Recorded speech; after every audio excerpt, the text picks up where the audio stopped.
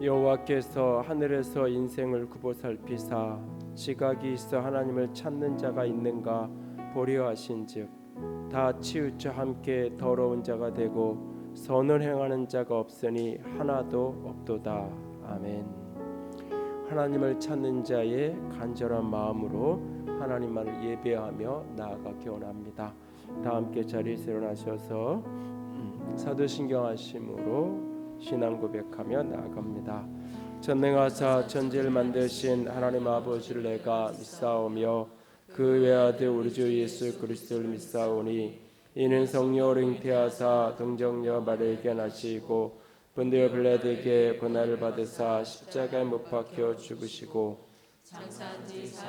죽은 자 가운데서 다시 살아나시며 하늘에 오르사 전능하신 하나님 우편에 앉아 계시다가 저희로서 산자와 죽은 자를 심판하러 오시리라.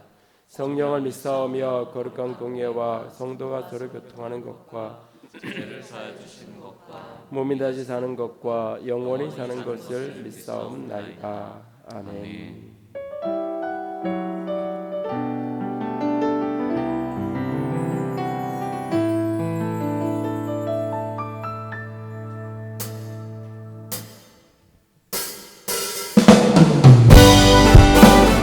주님의 크신 은혜로 우리를 채우실 주님 앞에 감사와 경배와 찬송을 올려드리며 주님 앞에 나아가시겠습니다.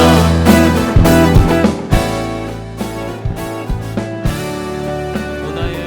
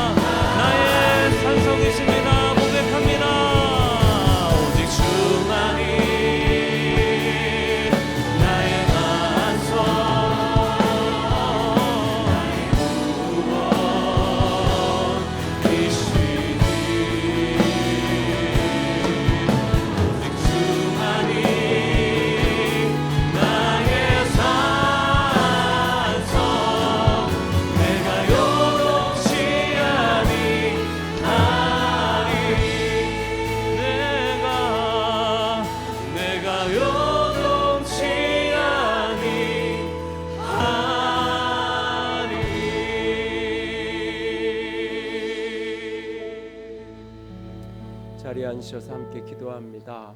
주님, 내가 요동하지 않는 주의 사람 되기 원합니다. 나의 피난처가 되시고 나의 산성이 되신 주님만을 견고함으로 붙들고 의지하는 믿음의 사람 되게 하여 주시옵소서. 우리 예배 가운데 충만함으로 주께서 함께 하시고 기름 부으시고 역사하시고 말씀하여 주시옵소서. 함께 기도합니다. 사랑의 하나님, 영광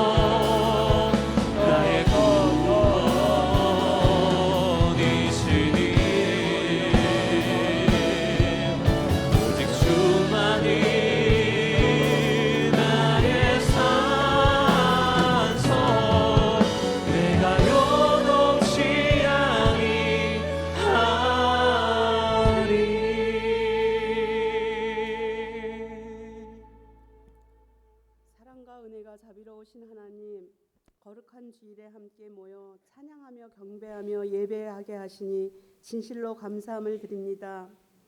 우리의 일상이 회복되고 사람과 사람이 자유롭게 만나며 공동체 안에서 교제할 수 있게 하시니 정말 감사합니다. 우리의 삶이 하나님의 계획하심과 인도하심으로 살아갈 수 있도록 은혜를 주시옵소서. 하나님, 이 나라와 민족을 위해 기도합니다. 이 나라와 민족 가운데 전쟁이 일어나지 않도록 은혜를 주시옵소서. 이웃 나라에서 일어나는 전쟁과 자연재해로 수많은 하나님의 백성들이 죽어가고 삶이 파괴되는 현실을 보고 있습니다. 전쟁이 빨리 끝나게 하시고 평화와 안정이 그 땅 가운데 임할 수 있도록 하나님 직접 일하시옵소서. 하나님, 우리 자녀들 다음 세대를 위해 기도합니다. 코로나로 인하여 거의 3년 동안 하나님 앞에 자유롭게 모이지 못하고 그저 그런 시간들을 보냈습니다. 우리 다음 세대들이 지혜롭게 하나님 앞에서 기도하며 말씀 앞에서 더 가까이 나올 수 있도록 은혜를 주옵소서. 하나님보다 높아져 있는 모든 것들을 내려놓기를 원합니다. 하나님, 말씀을 전하실 담임 목사님을 위해 기도합니다. 영육간의 강건함을 주시고 선포되는 말씀 위에 함께 하시어 말씀이 들려지게 하시고 깨닫는 말씀이 우리의 생각과 마음을 바뀌어 말씀대로 살아가는 은혜를 주시옵소서. 하늘이교회 27기 새가정 모임을 위해 기도합니다. 모임 가운데 함께 하시어 공동체 안에서 서로 연합하게 하시는 은혜를 주옵소서. 연약한 하늘이 공동체 지체들을 위해 기도합니다. 몸이 아프고 병든 자들을 치료해 주시고 마음이 힘들어하는 자들에게 위로해 주시고 관계가 깨어지고 일그러져 있는 자들에게는 화해의 영을 주셔서 관계가 회복되도록 하여 주시옵소서. 또 경제적으로 힘들어하는 자들에게 일할 수 있는 은혜를 주셔서 경제가 회복되게 하옵소서. 5월에 있는 임직 예배를 위해 기도합니다. 장로, 권사, 집사로 세워지는 임직자들에게 은혜를 주셔서 모두 즐거움으로 직분을 감당하게 하시고 준비하는 손길 위에 함께하여 주시옵소서. 하나님, 우리 모두를 향한 하나님의 계획에 우리는 얼마나 집중하고 있는지요. 나에게 주어진 시간들을 소중하게 사용하며 악한 세력들로부터 우리의 생각을 지키며 예수님의 성품을 닮아가게 하옵소서. 예배를 시작합니다. 저희들이 드리는 예배를 기쁘게 받으시옵소서. 이 모든 말씀 살아계신 예수님 이름으로 기도합니다. 아멘.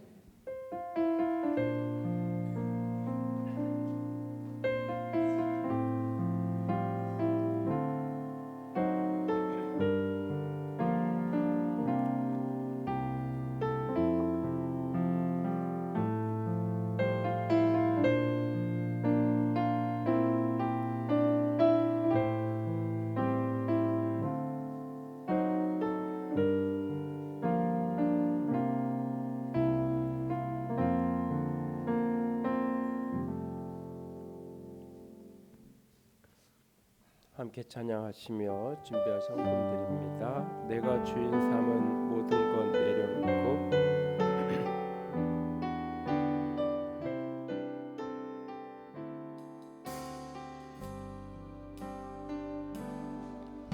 내가 주인 삼은 모든 것 내려놓고 내 주 대신 주 앞에 나가 내가 사랑했던 모든 것 내려놓고 주님만 사랑해. 내가 주인 삼은 모든 것 내려놓고 내 주 대신 주 앞에 나가 내가 사랑했던 모든 것 내려놓고 주님만 사랑해. 주 사랑 거친 풍랑에도 깊은 바다처럼 나를 잠잠케 해. 주 사랑 내 영혼의 반석 그 사랑 위에 서리. 주 사랑 거친 풍랑에도 깊은 바다처럼 나를 잠잠케 해. 주 사랑 내 영혼의 반석 그 사랑 위에 서리.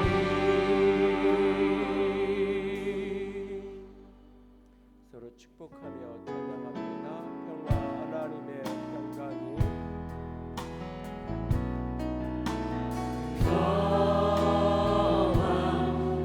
하나님의 평강이 당신의 삶에 넘쳐나기를. 평안 하나님의 평강이 당신의 삶에 가득하기를 축복합니다. 기쁨 하나님의 기쁨이 나의 삶 속에 넘쳐나기를. 기쁨 하나님의 기쁨이 나의 삶 속에 가득하기를 축복합니다.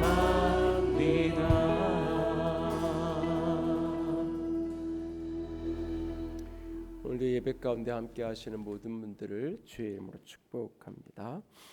교회 소식 함께 나누겠습니다. 이번 달에 함께 훈련하는 그리스도인의 품성이 경청입니다. 경청의 정의 같이 읽겠습니다.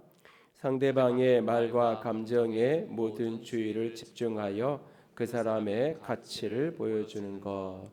우리가 서로의 말과 감정에 주의를 집중함으로 서로를 존중할 수 있는 모두가 될 수 있기를 주의 이름으로 부탁을 드립니다. 새가족 모임 지난주에 1주차였고요. 오늘 2주차 모임 진행입니다. 함께해 주시고 등록하시고 새가족 모임 수료를 못하시는 분들은 빠짐없이 함께해 주셨으면 좋겠습니다. 3층 만나홀에서 모입니다. 그리고 이번 주 금요일 토요일 날 5월에 임직하게 되시는 분들 가족들이 같이 1박 2일로 수양회를 갔습니다. 함께 기도해 주시면 좋겠고요. 큐티인 5월호 6월호 로비에서 자율 판매 중에 있습니다. 구입하셔서 말씀 묵상하는 일에 함께 해주시면 좋겠습니다. 성경 말씀 보겠습니다. 열왕기하 6장 12절입니다.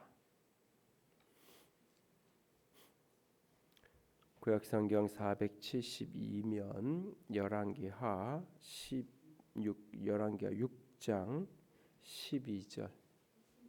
12절에서 17절까지 다 함께 읽겠습니다. 어떤 사람이 다윗 왕에게 아뢰어 이르되 여호와께서 하나님의 궤로 말미암아 오베네돔의 집과 그의 모든 소유에 복을 주셨다 한지라. 다윗이 가서 하나님의 궤를 기쁨으로 메고 오베네돔의 집에서 다윗성으로 올라갈새 여호와의 궤를 맨 사람들이 6걸음을 가매 다윗이 소와 살진 송아지로 제사를 드리고 다윗이 여호와 앞에서 힘을 다하여 춤을 추는데 그때에 다윗이 배 에봇을 입었더라. 다윗과 온 이스라엘 족속이 즐거이 환호하며 나팔을 불고 여호와의 궤를 메어 오니라. 여호와의 궤가 다윗성으로 들어올 때에 사울의 딸 미갈이 창으로 내다보다가 다윗 왕이 여호와 앞에서 뛰놀며 춤추는 것을 보고 심중에 그를 업신 여기니라. 여호와의 궤를 메고 들어가서 다윗이 그것을 위하여 친 장막 가운데 그 준비한 자리에 그것을 두매 다윗이 번제와 화목제를 여호와 앞에 드리니라. 아멘. 예배에 대한 경험과 예배에 대한 체험은 사람마다 각각 다양하고 다른 그런 것을 보게 됩니다. 때로는 한 공간에서 같이 예배를 해도 어떤 사람은 그 예배 가운데 하나님의 임재를 맛보았다고 말하지만 동시에 어떤 사람은 그 예배가 굉장히 건조하고 힘들었던 예배로 기억되는 경우도 종종 있는 것을 보게 되어집니다. 예배에 대한 여러 경험과 기억 또 예배에 대한 이야기를 할 때면 제 마음속에 늘 이렇게 떠오르는 오래된 예배의 한 장면이 있습니다. 여러 차례 이야기를 나누었던 기억이 있는데요. 그 2002년 2월 2일 그래서 020202로 이렇게 이어지는 그 브로셔 표지 그리고 그 밑에 인카운터링 갓이라고 이렇게 새겨져 있었던 그날이 토요일이었는데 하루짜리 찬양 컨퍼런스가 열렸던 미국의 콜로라도주에 있는 그 러블랜드라는 그 작은 소도시의 이제 교회에서 모였던 그 모임이 오랫동안 제 마음속에 담겨져 있습니다. 그래서 그날 그 이 찬양 집회에 브로셔의 표지에 있었던 인카운터링 갓 그리고 그날 이제 예배 그날과 그 다음 날 주일 예배했던 그 이제 리저플렉션 펠로우십 부활의 교회 뭐 부활의 공동체 뭐 이런 교회 이름인데 그 교회의 딱 출입구의 현관 딱 눈높이에 지저스 익스피리언스라고 새겨져 있던 그 이전까지 계속해서 예배, 교회, 신앙 이런 어떤 고민들을 하다가 하고 있을 때였는데 그 두 문장이 제 마음속에 깊이 각인이 되어서 그 두 단어를 지금도 이제 종종 사용하기도 하고 우리 교회 홈페이지나 뭐 이런저런 자료들이 나올 때 그 두 표현을 자주 사용하는 것을 보게 됩니다. 특별히 그날 토요일 날 그 이제 조금 늦게 사실은 예정에도 없었던 계획도 안 했던 자리였는데 어떻게 연결이 되어서 그날 그 자리에 컨퍼런스가 있다는 것을 알고 그것을 이제 찾아가서 이제 뭐 등록도 사전에 안 돼 있었는데 어떻게 이야기를 이제 해서 등록을 시켜줘서 들어가서 이제 이 세미나를 하고 예배하는 현장에 들어가서 앉았던 그 기억. 특별히 그날 이제 이 말씀을 나눠주셨던 분은 오래된 찬양 사역자로 굉장히 유명한 분이셨지만 성대를 잃어서 마이크를 요 목에 이렇게 대서 성대가 제대로 이렇게 움직이지 않는 수술을 해서 이제 그런 상태에서 거의 이제 성대의 울림이 거의 없는 그런 상태에서 이제 마이크를 여기다 대고 이제 목에 대고 아주 가는 소리로 이제 띄엄띄엄 이렇게 말을 하는 뭐 그런 말이 이제 영어가 짧은 저한테는 오히려 조금은 더 오히려 알아듣는데 빨리빨리 쭉 나가지 않으니까 그렇지만 뭐 이렇게 중간중간에 끊어지고 그렇죠. 사실은 예배에 있어서 그때까지만 해도 설교가 전부라고 생각을 했던 시절이었는데, 사실은 그날 그 예배 현장에서 겪었던 몇 개의 경험이 제 생각을 많이 바꾸어 두었던, 특별히 그 설교자의 스피치도 성대가 없는 상태에서 설교를 하니까 뭐 강한 설득력 있는 메시지나 외침 이런 것들은 거의 불가능한 그런 모습이잖아요. 그리고 굉장히 건조하게 들릴 수밖에 없고, 이제 뭐 통역을 하거나 누가 이렇게 해줄 수 없는 그런 상황에서 띄엄띄엄 들어오는 이야기, 뭐 성경의 본문을 가지고 이야기를 이렇게 풀어가는 거니까 대강은 알아듣지만 그것이 이렇게 무슨 이야기인지 알아듣는데 급급한 상황이지, 그것이 이성을 넘어서 가슴으로 오고 영으로 내려가기에는 굉장히 턱없이 부족한 현장일 수밖에 없잖아요. 그리고 그렇게 말씀을 나누고 같이 이제 찬양을 하는데, 그 찬양이 뭐 아는 찬양은 하나도 없는, 한 번도 불러본 적도 없고, 그 중에 이제 어떤 곡은 어렴풋이 들어본 적은 있는 것 같다 싶은 곡이 뭐 가끔 끼어 있긴 하지만 대부분은 여전히 처음 듣고 모르는 뭐 그 찬양 속에, 그 공간 속에 어쩌면 외딴 섬처럼 그냥 그 현장을 어쩌면 구경하는 사람으로 그 자리에 어쩌면 있어야 되는 그런 위치일 수밖에 없는 그런 상황. 그런데 그날의 그 현장이 그 어떤 설교의 강력한 메시지, 어떤 거기서 찬양이 주는 내 마음의 찬양의 노랫말과 멜로디가 주는 내 어떤 내면의 도전이 되고 마음을 움직이고 이런 것들이 전혀 없음에도 불구하고, 사실 그 예배가 오랫동안 20년이 넘었어도 늘 제 마음에 예배하면 가장 먼저 떠오르는 몇 가지의 제 경험 가운데 가장 큰 사건 중에 하나인데요.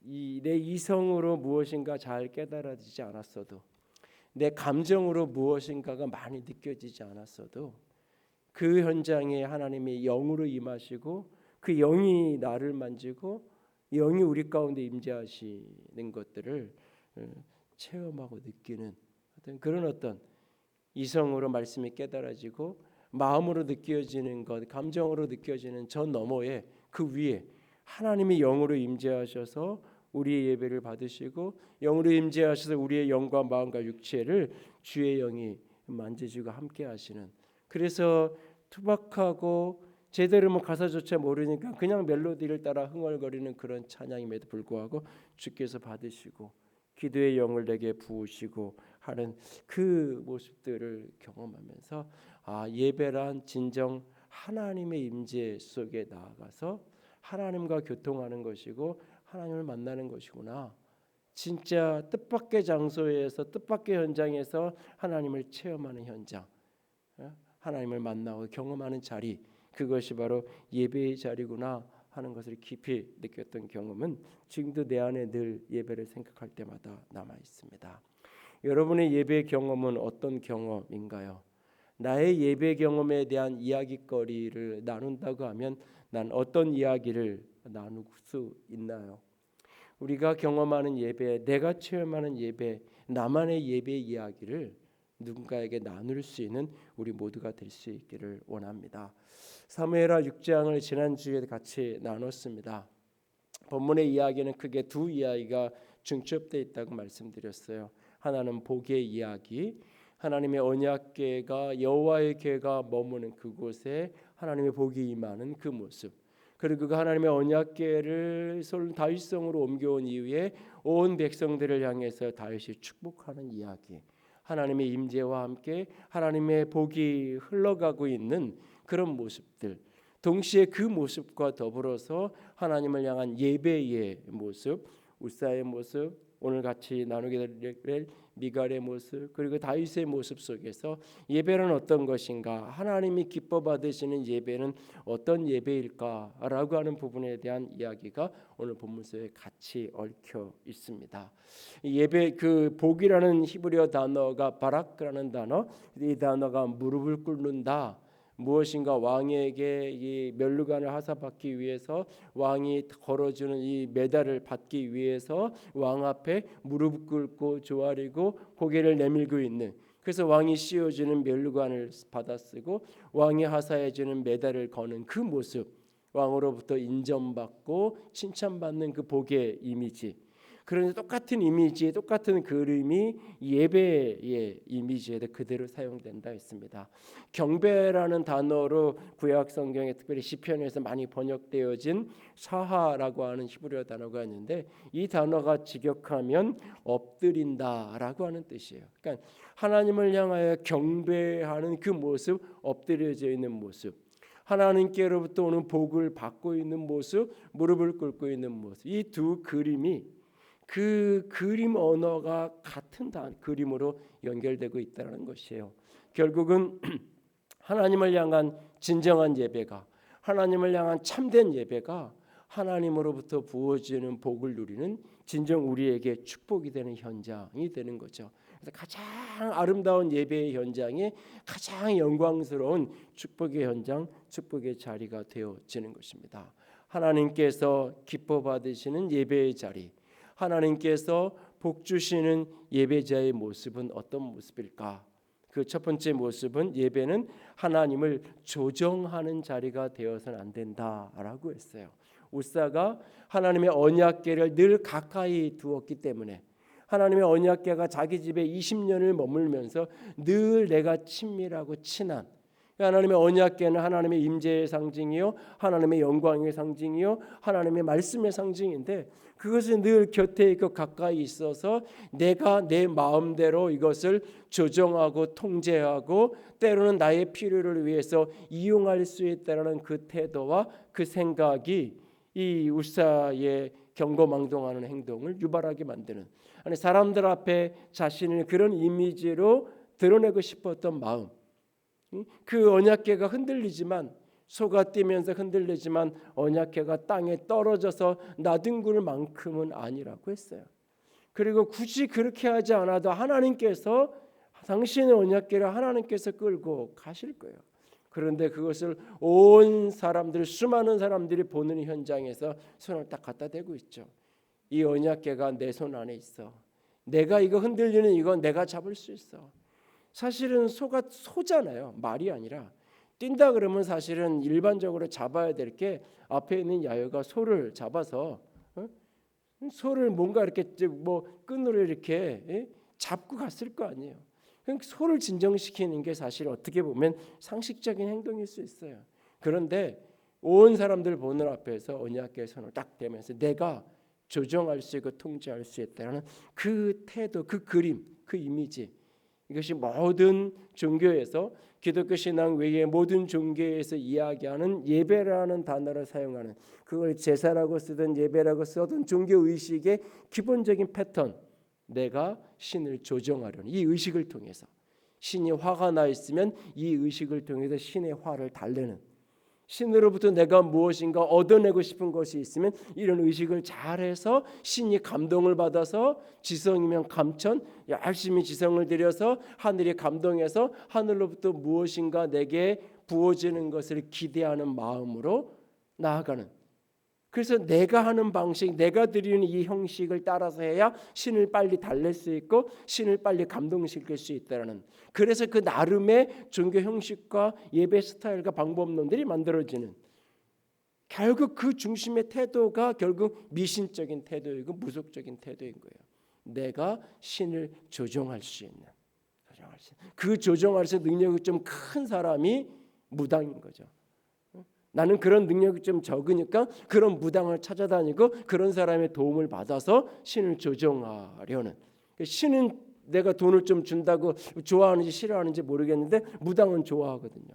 그러니까 무당에게 뭔가 갖다 바치면서 무당이 그 신을 조정해서 나에게 복을 주기를, 내게 화가 멀어지고 복이 내게 가까워지기 원하는 태도의 종교의식, 예배, 이것이 바로 하나님을 조정하려는 태도, 이것이 이 오랜 습관으로 우리에게, 인간에게 남아 있어서 신앙을 시작하고도 하나님께 예배한다고 하면서도 끊임없이 그 태도를 끊어내지 못한, 여전히 하나님을 조정하기 원하고 여전히 하나님을 통제하고 싶고 여전히 하나님을 내가 이용할 수 있다라고 생각하는 그 모습이 결국 우사의 예배의 모습이었고 하나님의 진노, 하나님 앞에서 가장 잘못했다고 책망하셨던 예배자의 모습이다. 그러므로 우리가 예배를 통해 하나님을 조종하고 통제하고 예배를 통해 하나님을 이용하려고 해서는 안 된다. 지난주에 그 이야기를 나눴고요. 오늘 두 번째 예배의 이야기는, 예배는 자기 수준으로 판단하려고 하지 마십시오. 자기 수준이라는 표현을 제가 사용했어요. 자기 기준이 아니라 자기 수준. 대부분의 자기 기준이라고 얘기하는데 그게 결국 자기 수준이에요. 자기가 경험한 예배, 자기가 알고 있는 예배의 형태, 그것을 가지고 타인의 예배를 판단하고 정죄하고 비난하려고 하지 마십시오. 다른 사람을 판단하려고 하는 순간 사실은 나는 예배하는 자가 아니라 예배를 보는 자가 되어버렸을 가능성이 많아요.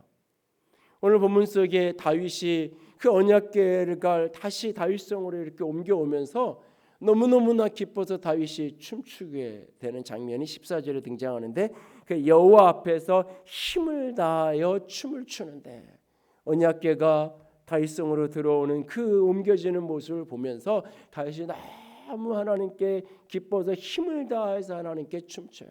온 백성들이 거기에 같이 모여들어서 환호하면서 나팔을 불고 있어요. 그리고 다시 16절을 보면 다윗이 여호와 앞에서 그렇게 춤추고 뛰놀고 있는 장면이 벌어져요.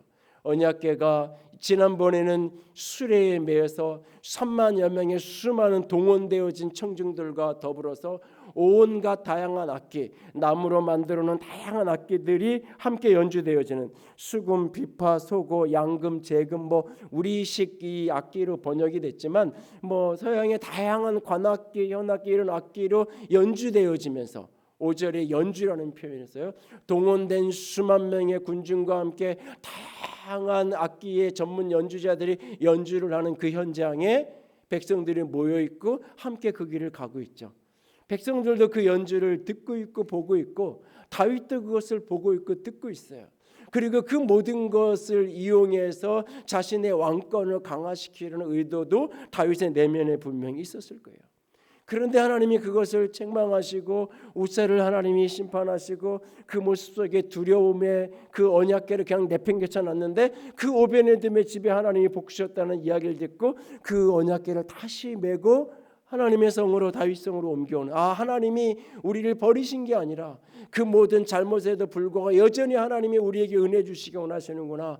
그 마음에 이번에 너무 사모함과 기쁜 마음에 수레가 아니라 하나님이 원래 말씀하신 대로 사람이 메고 그 언약궤를 들고 성으로 옮겨오는, 6걸음을 떼고 거기에 하나님께 제사를 드리고 그 걸음걸음마다 하나님을 향한 갈망과 열망으로 언약궤가 옮겨져 오고 있는 그 현장을 바라보면서 다윗은 너무너무 기뻐서 춤추고 온 힘을 다해서 온 애전일 에너지를 다해서 하나님께 춤추고 있어요.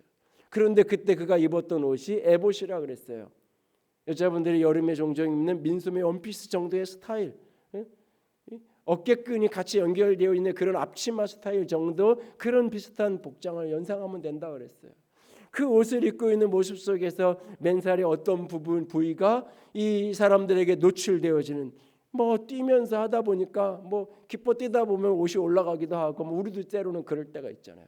그런 모습들이 연출되는 거죠.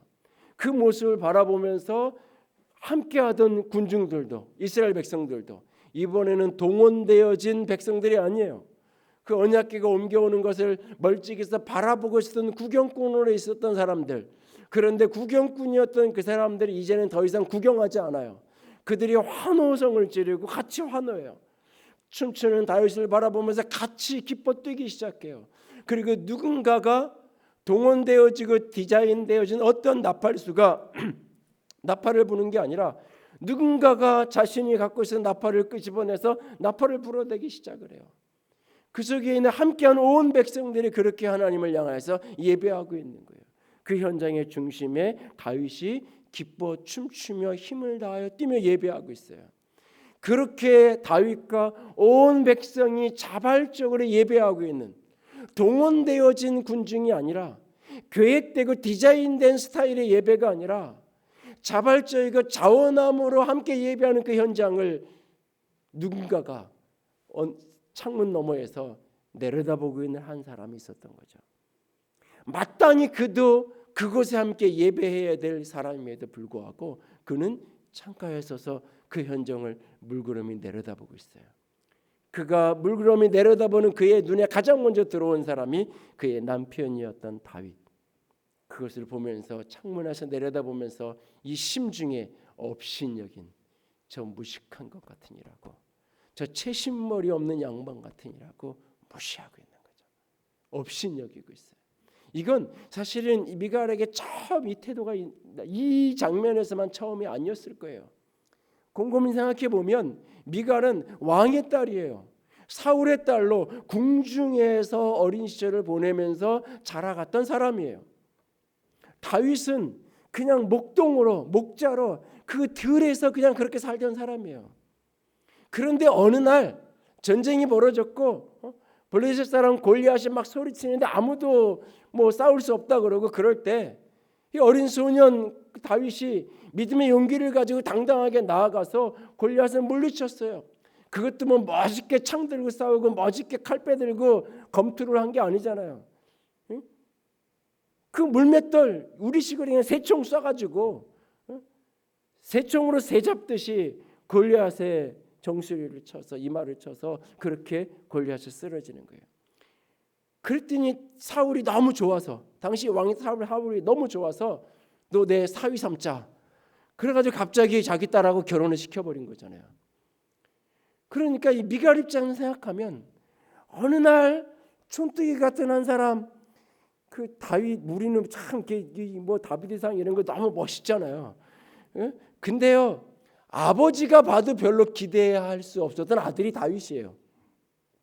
아버지 이새가 볼 때도 사무엘이 집에 와가지고 하나님이 당신의 아들들 가운데에서 새로운 기름 부음을 부어서 사울 왕을 대신할 왕을 세우기 원한다고, 아들들을 좀 내 앞에 모아달라고, 너무너무나 두려우면서도 현직 왕이 있으니까 두려우면서도 하나님이 그렇게 하신다니까 기대가 있잖아요. 아들들 다 모으잖아요. 근데 다윗은 안 불러요. 아들들 다 보는데 하나님 얘에게 기름 부을까요? 아니. 부을까요? 아니. 하나님이 다 아니라 그래요. 사무엘은 당황하는 거잖아요. 이 집에 가서 아들들 중에 기름 부으라 그러는데 아무도, 그러니까는 어이가 없어서 너 여기 온 아들 말고 따로 숨겨놓은 아들이 있는 거 아니야? 빨리 데리고 와 있으면, 이런 얘기를 사무엘이 다윗 이새에게 한단 말이에요. 그러니까 그때야 아들이라고 표현도 안 하고 우리 막내 저기 그냥 양치고 있고 지금 염소 지키고 있다고. 사실은 그 말을 하기 전에 선지자가 또 다른 아들이 있냐고 묻기 전에 이거 봐라, 아니네, 그럼 혹시 막내인가? 그래서 먼저 아니 내 자녀가 여기 끝이 아니라고, 아들이 또 하나 있다고. 근데 양이나 염소들을 누구 맡길 일꾼이 없어가지고 걔한테 맡기라 그랬는데 잠깐만 선지자에 기다리시라고 우리 큰애 보내서 그거 보라 그러고 이 막내 데리고 오겠다고. 이게 아버지의 자연스러운 반응 아니에요? 아버지가 반응을 안 해요. 오직 답답하니까 사무엘이 뭐라 그러냐면 그 장면에서 나 밥 안 먹어 그래요. 그 아들 데리고 오지 않으면 그 아들 내가 얼굴 보지 않고는 나 당신이 차려준 이 차고 뭐 이 커피그 다가 나 손도 안 댈 거야. 그러니까 빨리 아들부터 데리고 와. 그러니까 그 분위기가 어떤 분위기였는지가 미루어 짐작이 되는 거예요. 그러니까 아버지에게조차 기대받지 못한 아들. 어쩌면 다윗이 내 어머니가 나를 죄악 중에 잉태했다라고 하는 그 말이 시적인 표현이 아니라, 모든 인간이 죄인이라는 그런 일반론적인 표현이 아니라 특정한 표현이라면 어떤 부정한 행동을 통해서 낳았던 아들일 수 있어요. 어쩌면 혹 그렇지 않을까 의심스러울 만큼 이새는 이 아들에 대해서, 다윗에 대해서 밀어내요. 자꾸 그런 아들이었단 말이에요. 그렇다면 뭐 제대로 배운 게 있겠어요? 뭘 했겠어요? 세상의 기준으로 보면 왕제로서의 준비가 하나도 안 된 사람이란 말이에요. 근데 어느 날 아버지가 공 세웠다고 결혼하려니까 결혼을 했는데 이 미갈이 얼마나 가짜놨겠어요. 얼마나 무시했겠어요, 사실은. 그런데 어떻게 세월이 지나가고 아버지와 오빠가 전쟁터에서 그냥 하루아침에 전사하고 그래도 어쨌든 남편이 왕이 새로 돼서 그래도 자기는 어쨌든 생면부지하고 왕으로서 안정된 삶을 살 수 있는 처지가 됐잖아요. 그러니까 그냥 체면상 사람들 앞에 있을 때 남편 인정하는 것 같고 왕으로 대접하는 것 같겠지만 이 속에는 여전히 무시하는 마음이 있지 않았겠어요? 그런데 어느 날 보니까 바깥에 나가가지고 수많은 백성들하고 모여 앉아가지고 그 언약궤 하나님의 궤가 온다. 그게 도대체 뭐길래 저렇게 체면도 다 팽개치고 저러고 있는지 속으로 업신여기는 거죠. 그리고는 남편이 집으로 들어오니까 21절에 이렇게 20절에 이렇게 얘기해요. 20절 한번 볼까요? 6장 20절. 6장 20절 다 같이 읽습니다. 다윗이 자기의 가족들에게 축복하러 돌아오매 사울의 딸 미갈이 나와서 다윗을 맞으며 이르되 이스라엘의 왕이 오늘 어떻게 영화로우신지 방탕한 자가 염치 없이 자기 몸을 드러낸 것처럼 오늘 그의 신복의 계빗종의 눈앞에서 몸을 드러내셨다 하니. 여기 중간에 보세요. 오늘 이스라엘의 왕이 오늘 어떻게 영화로우신지, 방탕한 자가 염치 없이 얼마나 영화로우신지.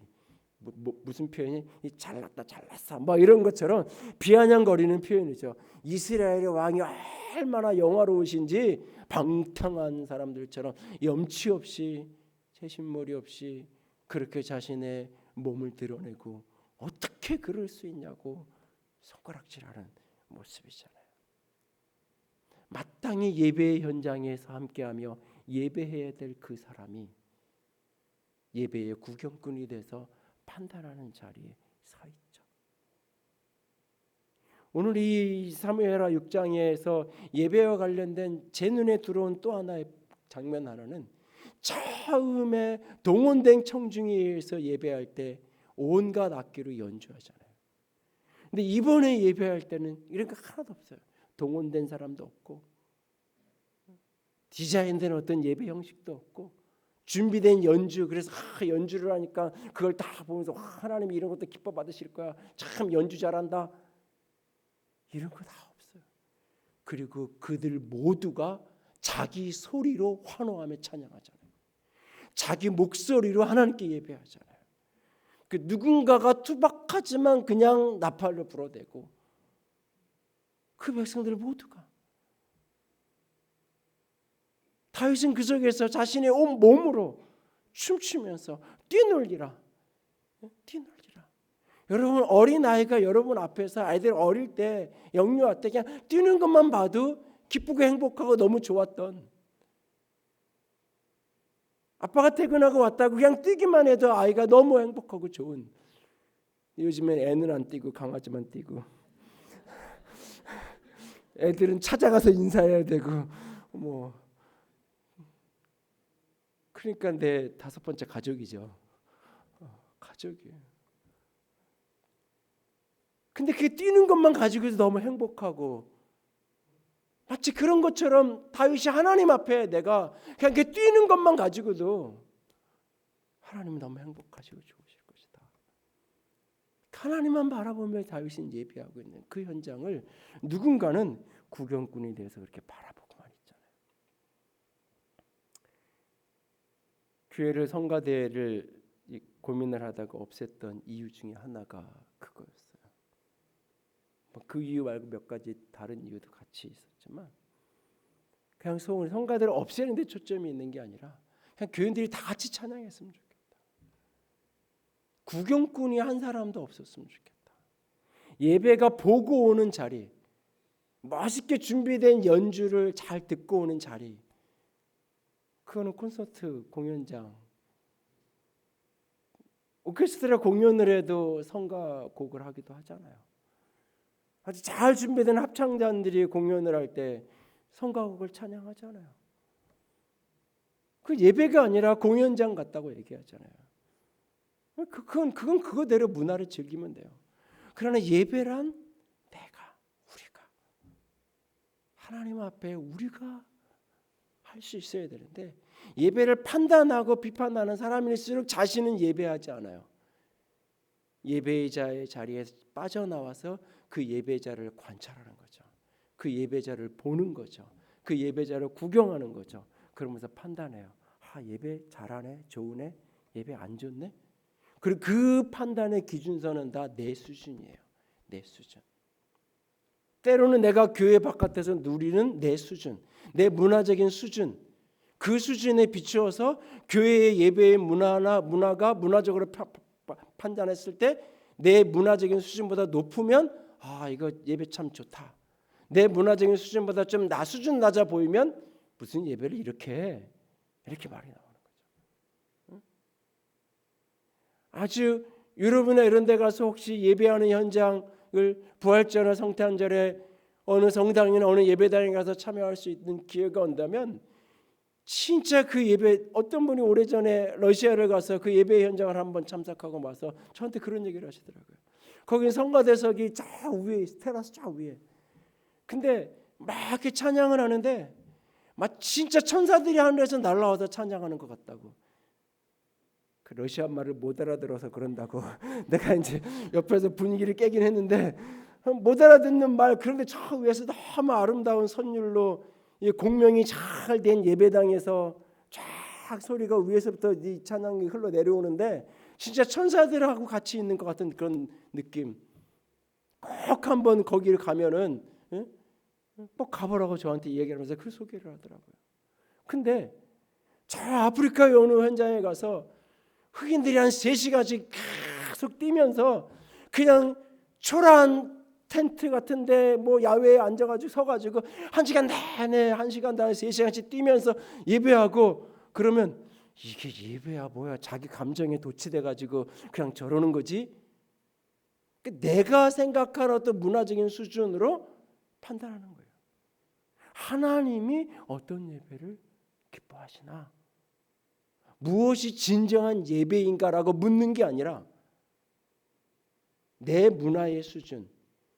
사람들은 전통 예배라고 말하는데 전통 예배, 정통 예배, 2000년 교회 역사를 보면 어떤 예배의 형식도 정통 예배는 없어요. 그냥 그 시대에 어떤 특정한 시대에 어떤 교회에서 사용했던 예배의 스타일이 있을 뿐이에요. 그걸 누군가가 정통이다라고 말하는 거예요. 그 스타일을 좋아하는 어떤 사람들이. 그러나 사실은 시대마다 때마다 사람마다 공간마다 그 사람들이 갖고 있는 민족들의 다양한 성향마다 다 달라요. 예배의 패턴은. 근데 내가 경험한 내 수준으로 자꾸 판단하는 거죠. 어느 날 제자들이 예수님이 자랑하듯이 와서 보고하잖아요. 예수님, 우리가 그 사람들이 그 예수님 이름으로 막 귀신 쫓아내서 우리가 못하게 했어요. 왜 못하게 했니? 우리를 안 따르잖아요.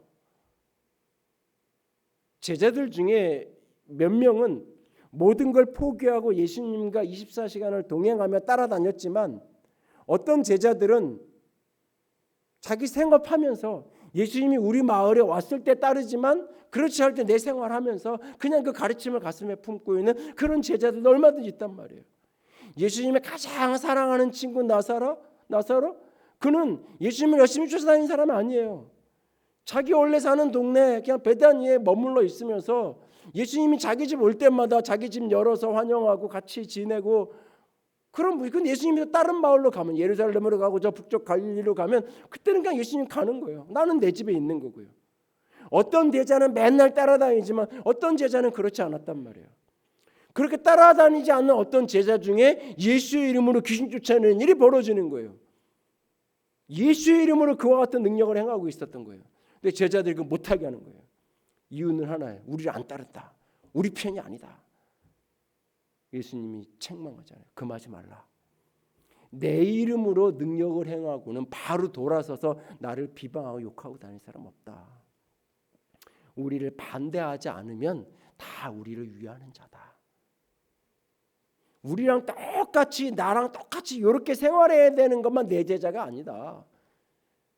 나를 반대하고 비난하고 정죄하지 않는 사람은 다 나를 위하는 사람들이다 라고 예수님 말하면서 책망했던 그 제자들을 혼내시죠. 예수님. 그러니까 제자들의 기준은 뭐예요? 지금 귀신 쫓아내고 예수의 이름으로 귀신 쫓아내고 예수의 이름으로 병이 낫고 하는 게 이게 성경적으로 맞나? 이게 하나님도 기뻐하시는 건가? 예수님도 이것을 인정하시나? 이런 관심사가 아니라 그 예수님께 물어야 돼. 예수님, 우리가 적극적으로 따르진 않는데 예수님 이름으로 귀신 쫓아내는 일이 벌어지는데 이런 걸 우리가 어떻게 이해해야 되나요? 궁금하니까 물을 수는 있죠.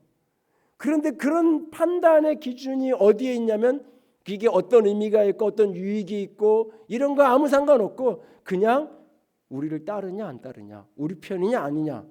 우리 편? 그러면 괜찮은 거예요. 조금 문제 있어도 우리 편은 다 봐주는 거예요. 저거 우리 편 아니야. 그러니까 지금 분명히 좋은 일을 하고 의미 있는 일을 하고 제대로 된 일을 하는데도 우리 편이 아니야. 다 쓸모없고 못하게 되고 네 편 내 편으로 기준 삼아 행동하려는 제자들을 예수님이 책망하시잖아요. 마치 그런 것처럼 내가 생각하는 내 수준의 예배, 내 기준의 판단을 가지고 자꾸 다른 사람의 예배, 공동체의 예배를 판단하고 정죄하지 않기 원합니다. 예배를 구경하는 자가 아니라 우리는 예배하는 자가 되어야 돼요. 그래서 가장 예배와 관련해서 쓰지 말아야 될 말이 예배 본다라고 하는 표현이죠. 예배 본다, 예배 본다, 예배 본다.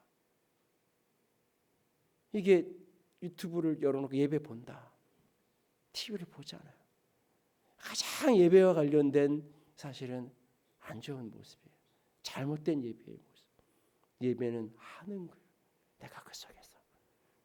우리 중에 단 한 사람도 창문 너머에서 온 백성과 다윗이 춤추며 예배하는 그 현장을 바라만 보고 있었던, 그러면서 자기 속으로 업신여기고 자기 속으로 자기 수준을 따라 판단하고 있었던 미가와 같은 예배자, 잘못된 예배자, 우리 가운데 단 한 사람도 없기를 원합니다. 세 번째로 진정한 예배는 은혜의 하나님께 몰입하는 예배, 이것이 가장 중요한 세 번째 예배입니다. 다윗의 예배, 오직 은혜의 하나님께만 집중하는 예배. 다윗은 여호와 앞에서 힘을 다하여 춤추었고 여호와 앞에서 뛰놀았어요. 그렇게 자신이 그렇게 한 것에 대해서 책망하면서 비난하면서 조롱하잖아요. 미갈이 그렇게 조롱할 때 그 조롱하는 미갈 앞에 다윗은 딱 한마디예요. 나는 이것은 여호와 앞에서 한 것이라. 나 하나님 앞에서 한 거야. 나 미갈 당신에게 보여주려고, 나 수많은 백성들에게 보여주려고 쇼한 거 아니야. 나 당신이 보고 좋아하라고, 또는 수많은 백성들이 나와 있으니까 왕이 저렇게 하는 거 보면 와 하면서 사람들을 뭐 이렇게 끌고 가기 싶어서, 내가 이렇게 하니까 사람들 따라하게 하고 만들고 싶어서 나는 그렇게 한 거 아니야. 이전에는 하나님께 보이기 위한 게 아니라 사람에게 보이고 싶어서 수많은 3만 명의 사람들을 동원하고 수많은 악기 연주자를 동원해서 그게 멋있어 보일 만한 쫙 새 수레 카퍼레이드 하듯이 수레 퍼레이드를 하면서 사람들의 마음을 참 대단하다, 멋있다 할 만한 그런 예배를 디자인했었던 때가 있었지만, 그것이 예배의 본질이 아니라는 것을 처절하게 깨닫고 나는 오직 하나님께만, 오직 여호와 하나님 앞에 나는 서 있었을 뿐이야. 난 하나님 앞에서 뛴 거고 하나님 앞에서 한 거야. 그리고 나는 앞으로도 그렇게 살 거야. 21절에 그 말은 하는 말이에요. 내가 여호와 앞에서 한 것이라. 21절 끝에 내가 여호와 앞에서 뛰놀리라. 앞으로도 그렇게 하겠다. 지난 예배도 그렇게 하나님 앞에서 한 거고, 앞으로의 내 예배도 오직 나는 하나님께만 몰입돼서 하나님께만 나는 서겠다라고 고백하는 거예요. 예배의 가장 단순한 원리, 가장 본질적인 원리, 이는 여호와 앞에서 한 것이라. 내가 여호와 앞에서 뛰놀리라. 이것이 예배의 어떤 의미에서 예배가 무엇인가에 대한 전부의 의미를 담은 표현이에요. 사실 왜 이렇게 하나님 앞에서 예배하기 원했던 것인가? 그는 이야기하죠. 하나님께서 당신의 아버지의 를 버리시고 그 나라를 나에게 주셨다. 하나님이 나에게 주셨다. 미갈에게 하나님이 그 나라를 나에게 주셨다.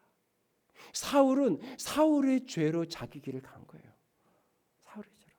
다윗은 사울에게 개인적으로 보복하고 사울을 죽일 수 있는 기회가 충분히 완벽한 기회들이 2차례 이상 주어지지만 다윗은 복수하지 않았어요. 그리고 자신의 욕심대로 자신의 불의함과 자신의 어리석음대로 그는 전장터에서 그렇게 전사하고 인생이 그렇게 흘러갔어요. 그러면 그 나라를 누구에게 주어야 되느냐? 다윗에게 반드시 주어야 될 이유는 하나도 없어요. 아버지에게도 기대받지 못하던 아들이라고 그랬잖아요. 아버지만요? 아니요. 형들도 무시하잖아요. 형이 봐도 별로 기대할 만한 그런 인물이 아닌 그런 사람이었단 말이에요. 그런 수준의 사람. 그런데 하나님이 그를 뽑으셔서 그 자리까지 세우셨어요.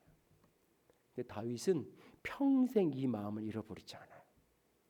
다윗이 얼마나 이 이야기를 많이 했는지 나중에 다윗이 죽고 다윗의 아들 솔로몬이 왕이 됐을 때 하나님이 나 같은 사람을 왕 세워주셔서 감사합니다라고 솔로몬이 기도하지 않아요. 뭐라고 기도하냐면 우리 아버지를 하나님이 은혜를 주셔서 우리 아버지 같은 사람을 하나님께서 왕으로 만들어 주셔서 그리고 우리 아버지 때문에 나를 왕으로 삼아 주셔서 너무 감사합니다. 그런데 나는 할 수 있는 게 많지 않습니다. 하나님 지혜를 주십시오. 솔로몬이 그렇게 기도를 해요. 다윗이 마지막 죽으면서 유언하면서까지도 다윗의 고백은 그거였어요. 내가 왕된 것은 내 실력 때문이 아니었다. 다윗은 실력으로 증명했잖아요. 될 때는 자격 없는 사람이었는데 물러날 때는 이만한 왕이 없다고 인정받는 사람이었잖아요. 이 다윗 이후의 모든 이스라엘 역사는 다윗과 같은 왕을 주세요. 그것이 모든 이어지는 모든 그 민족의 백성들의 소원이잖아요. 다윗과 같은 지도자가 이 나라에 설 수 있게 해주세요. 오직하면 오늘날도 한국 사람들도 이 나라의 지도자를 기도해서 기도할 때마다 이 나라의 왕이 대통령이 다윗과 같은 사람이 되게 해주세요. 우리가 기도할 때 때로는 그런 기도를 할 만큼 그런 사람이 됐잖아요. 그런데도 불구하고 인생의 마지막 끝자락에서조차도 내가 왕된 것은 하나님의 은혜였다는 걸 잊지 않는 거예요. 끊임없이 그 고백을 놓치지 않는 거예요. 그래서 그가 마지막까지 예배자로 살 수 있었던 거예요. 예배자로. 그가 순간순간 그것을 잃어버려서 넘어지고 쓰러지고 죄악에 빠지는 장면들이 있어요. 그러나 그때마다 그는 다시 돌아가요. 내가 은혜 받은 사람이라는 거. 그래서 거기서 다시 예배하는 거예요. 신을 감동시켜서 무엇인가를 얻어내기 위해서 예배하는 게 아니에요. 무언가 신이 화가 나서 그 신을 달래기 위해서 종교의식을 하는 게 아니에요. 이미 내가 받은 은혜, 내가 하나님께로 받은 은혜에 대한 감사와 탄성이 예배로 나타나는 거예요. 그래서 예배는 응답인 거예요. 응답. 하나님이 나를 값없이 구원하신 것에 대한 반응, 하나님이 내게 주신 은혜에 대한 감격의 표현, 그 응답의 모습이 예배의 본질인 거예요. 내가 어떻게 왕이 됐는데, 내가 어떻게 이 자리에 섰는데, 그리고 내가 어떻게 어리석은 짓을 했는데, 그럼에도 불구하고 하나님이 여전히 하나님이 우리 가운데 임재하시고, 여전히 하나님께서 우리 민족을 저주하고 나를 버리지 아니하시고, 여전히 복 주시고 다시 기회를 주시고, 그래서 다시 언약궤를 메고 걸어가는 걸음걸음마다 함께 해주셨던 하나님, 그 언약궤가 다윗성으로 들어오는 그날 너무너무 감격해서 춤추며 기뻐 뛰고, 이후에 수많은 사람들을 모아놓고 제사장들을 12반야 24반차로 나누어가지고 24시간 365일 항상 이 다윗의 장막에서 예배가 이루어지도록 해라. 그리고 본인도 늘 그 장막이 있는 곳을 향하여서 아침 눈 뜰 때마다 저녁에 잠들 때마다 그것을 바라보면서 하나님을 향하여 예배하기 원했다. 내가 받은 은혜를 놓치지 않고 하나님 앞에 서는 마음, 그것이 예배의 본질인 거예요. 오늘 우리 안에 다시 이 예배가 회복될 수 있기를 원합니다. 우리는 사람 그 누군가에게 보여지기 위해서 예배하는 자가 아니에요.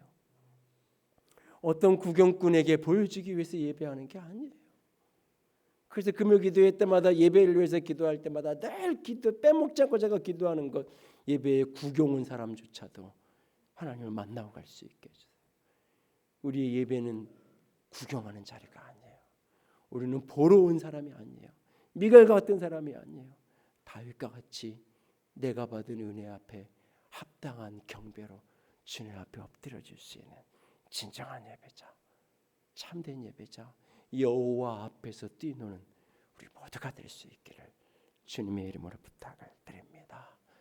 찬양합시다. 나의 주 나의 하나님이여 주를 경배합니다.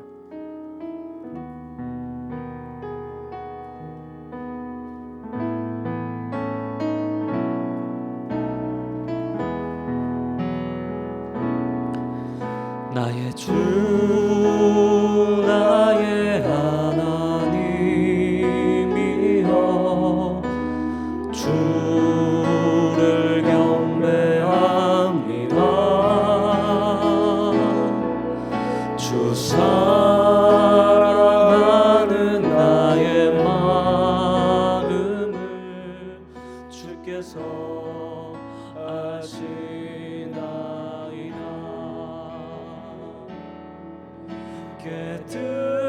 깨뜨리러 감 내게 없으며 주께 드릴 양유 없지만 하나님 형상대로 날 빚으사 새 영을 내게 부어주소서. 나의 주 나의 하나님이여 주를 경배합니다. 주 사랑하는 나의 마음을 주께서 아시나이다. 고통 속에 방황하는 내 마음 주께로 갈 수 없지만 저항할 수 없는 그 은혜로 주님의 길을 걷게 하소서. 나의 주 나의 하나님이여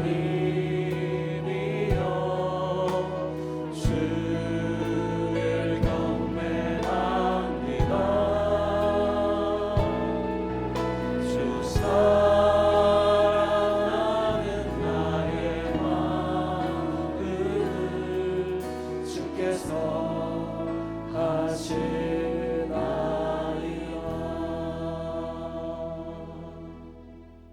함께 기도하며 나아갑니다. 그날 예수님이 십자가를 앞둔 그날 한 여인이 그 발 앞에 엎드려 옥합을 깨뜨려 주님 앞에 엎드려졌습니다. 자신의 전부를 내어드려 그렇게 주님 앞에 쏟아부었습니다. 그러나 그날 어떤 사람들은 비난하며 외칩니다. 너 왜 이것을 허비하느냐?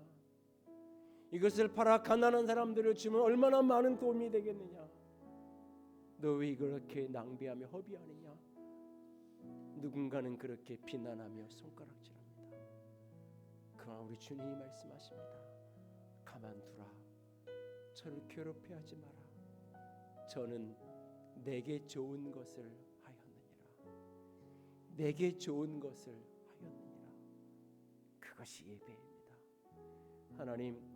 하나님이 받으실 만한 예배자로 서기를 원합니다. 창문 너머에 내려다보는 구경꾼 예배자가 아니라 환호성을 지르며 그렇게 그 현장에서 춤추며 예배에 참여하는 예배자로 주 앞에 서기를 원합니다. 하나님 앞에서만 뛰노는 자가 되기 원합니다. 아버지, 우리의 예배를 회복시켜 주시옵소서. 아버지, 나를 잘못된 예배에서부터 구원하여 주시옵소서. 같이 기도합니다. 사랑의 하나님, 영광의 하나님, 주님 나를 바라봅니다. 향 유없지만 영광의 하나님, 소망의 하나님, 하나님 영상대로 날 믿으사 아버지 영을 내게 부어주소서. 배틀이 억한 내게 없으며 주께 위한 없지만 하나님 영상대로 날 믿으사 새 영을 내게 부어주소서. 고통 속에 방황하는 내 마음 주께로 갈 수 없지만 저 하늘 수 없는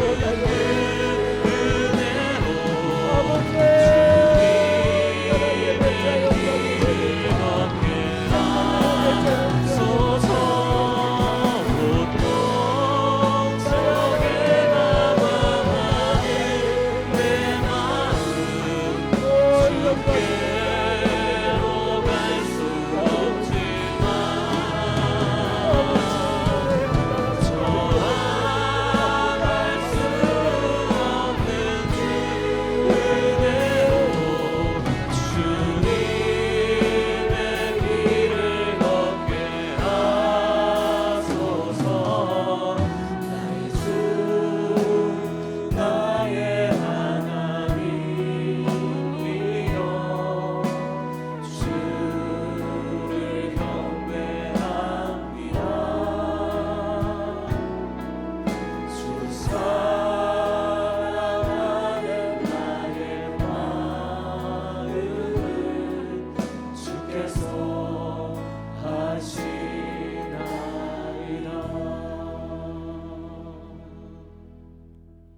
영광의 하나님, 나의 온 마음을 다하여 예배하는 자로 서기 원합니다. 사랑하시는 주님이 나의 마음을 아시나이다. 이 고백이 진실한 고백이 되기를 원합니다. 내 마음이 오직 하나님께로 향하여진 예배자, 하나님 앞에 서 있는 예배자, 아버지 그런 예배자로 주 앞에 서게 하여 주시옵소서. 더 이상 예배의 구경꾼으로 창문 너머로 예배를 관람하는, 보고만 있는, 그리고 판단하고 평가하는 그런 미련한 예배, 잘못된 예배로부터 우리를 구원하여 주시옵소서. 온전한 예배자로 주 앞에 서기 원합니다. 주님 사랑합니다. 우리 주님 예수님 이름으로 기도드렸습니다. 아멘.